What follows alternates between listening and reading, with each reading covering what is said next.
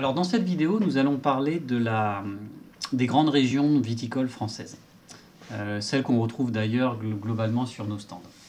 Alors il faut savoir que du vin, il y a quand même beaucoup d'appellations, beaucoup de petites régions. Quasiment toutes les régions ont du vin, à part peut-être le nord de la France et certaines régions de la Normandie. Bon. Mais globalement, on va dire il y en a à peu près partout. Moi, dans l'approche qu'on s'est donnée au départ, comme on ne pouvait pas avoir toutes les appellations, on n'est pas caviste, hein, on est des propriétaires et on travaille avec des producteurs, on s'est attaché, et ça c'est un discours qu'il faut tout le temps redonner. C'est-à-dire qu'on n'a pas forcément toutes les appellations parce que ce n'est pas notre objectif. Notre objectif, c'est de travailler avec des amis, des gens avec qui on a un projet en commun, et qui sont en général issus des grandes appellations françaises historiques. Donc pour moi, les grandes appellations, si on prend la carte de la France, on va retrouver Bordeaux, bien sûr, numéro 1, enfin numéro 1, grande appellation. Ensuite, on va avoir, pour suivre, on va dire de l'ouest vers l'est, on va avoir ensuite la vallée de la Loire, avec également des très belles régions en blanc et en rouge plus léger. Ensuite, on va voir la Bourgogne, partie des grandes régions viticoles aussi, avec des travails très fins. La région de la vallée du Rhône, bien sûr, avec Côte-du-Rhône et toutes ces appellations autour. La région du Languedoc, qui fait partie aussi des grandes régions françaises.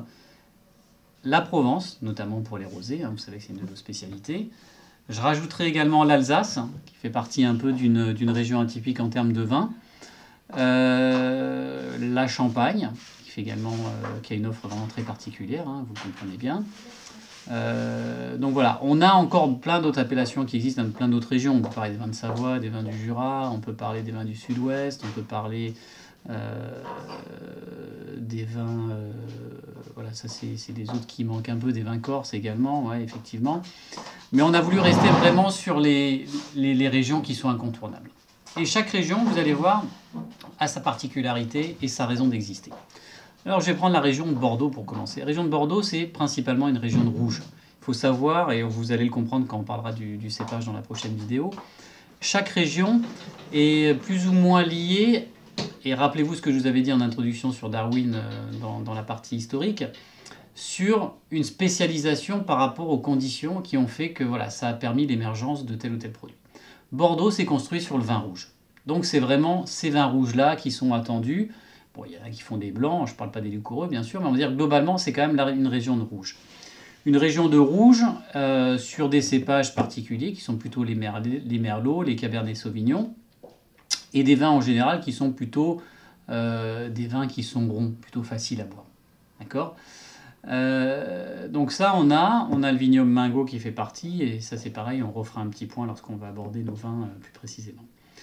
C'est une région qui s'est beaucoup développée grâce aux Anglais, parce que vous savez que c'est une région qui était à un moment donné sous domination anglaise, et donc les Anglais ont découvert à cette occasion-là le vin, qui était bien meilleur que le leur, hein, puisque rappelez-vous, tout le monde produit du vin quelque part, même en Angleterre, et comme ça, ils ont vraiment poussé à l'extrême le développement de cette région viticole.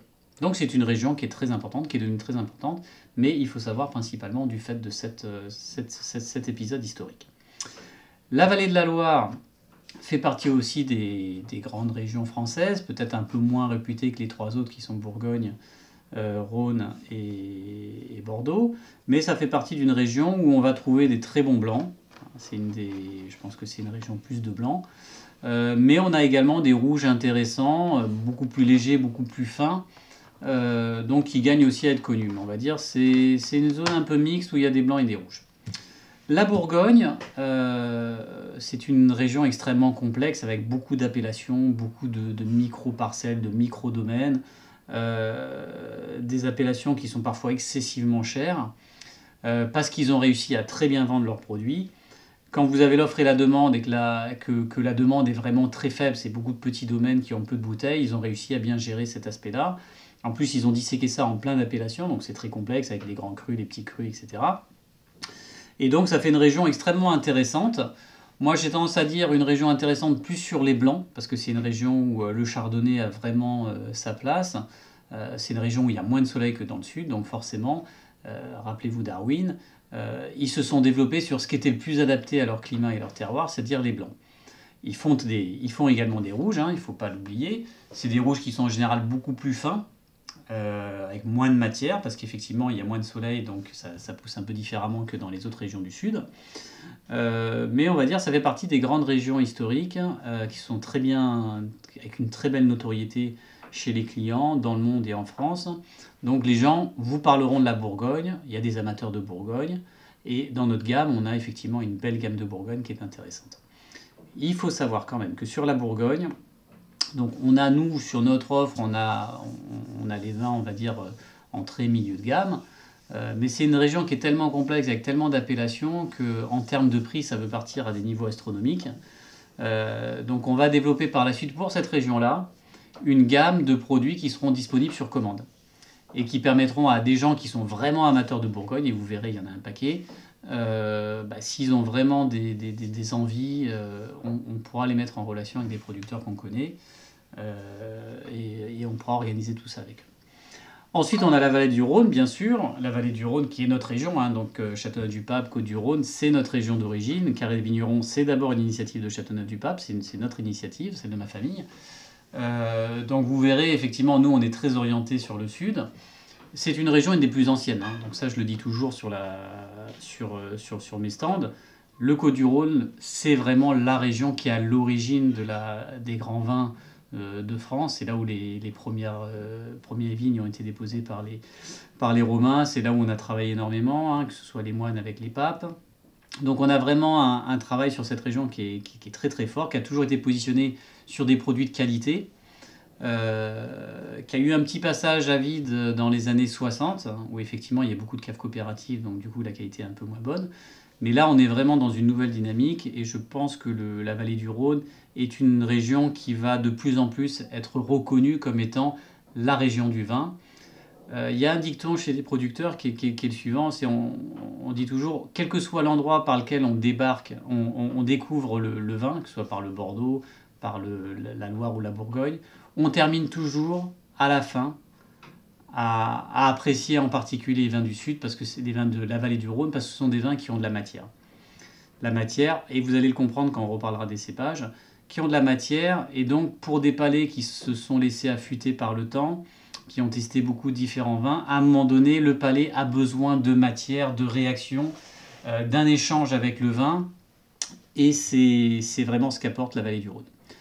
On a également le Languedoc, qui fait partie des grandes régions françaises. Alors, Languedoc, historiquement, ça a toujours été une région de vins pas chers.